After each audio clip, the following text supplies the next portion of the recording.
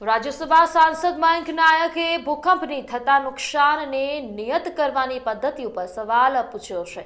ભૂકંપથી નુકસાન થવાના કિસ્સામાં વીમા કંપનીઓ ક્લેમ રિજેક્ટ કરે છે। આવા સંજોગોમાં સરકાર પાસે ભૂકંપથી થયેલ નુકસાનને નક્કી કરવાની પદ્ધતિ ઉપલબ્ધ છે કે કેમ તે વિશે પૂછાયો સવાલ અને એ સવાલ પૂછ્યો છે રાજ્યસભા સાંસદ મયંક નાયકે। સાંભળો હવે શું સવાલ પૂછ્યો છે મયંક નાયકે।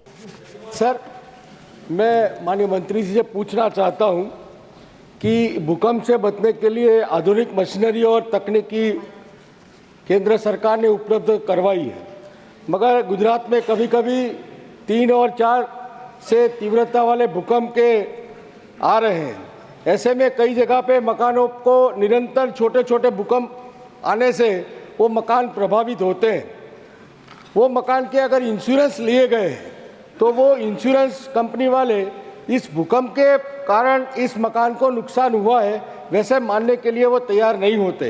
सप्लीमेंट्री छोटा पूछिए। तो मंत्रालय के पास ऐसी कोई व्यवस्था है कि इस समय में इतनी तीव्रता का भूकंप आया था, उसका वो सर्टिफिकेट लेके वो इंश्योरेंस कंपनी को सबमिट कर सके, जिससे उसको जो इंश्योरेंस का प्रीमियम भरा है उसका भुगतान मिल सके। धन्यवाद। माननीय मंत्री जी ने, माननीय सदस्य जी ने अपना जो बिंदु रखा है उस पर मैं पहले भी बात कर चुका हूं, लेकिन इसमें ये जोड़ दिया जाए कि इंश्योरेंस का प्रावधान भी इसी सरकार ने लाया और अगर उसकी प्रिसाइज बात की जाए तो उसका नाम रखा गया रिस्क ट्रांसफ़र मैकेनिज़्म।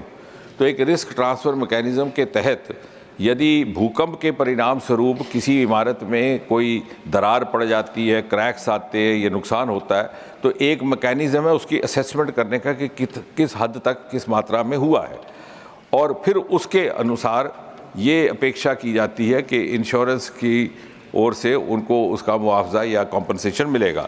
यदि कोई स्पेसिफिक केस ऐसा है कि जहां इंश्योरेंस कंपनी ने, इंश्योरेंस की अधिकारियों ने उनके साथ सहयोग नहीं किया है तो उसकी जांच अलग से की जा सकती है, मगर कुल मिलाकर के in general we have a very vibrant system in place and this is also a very imaginative step taken by this government।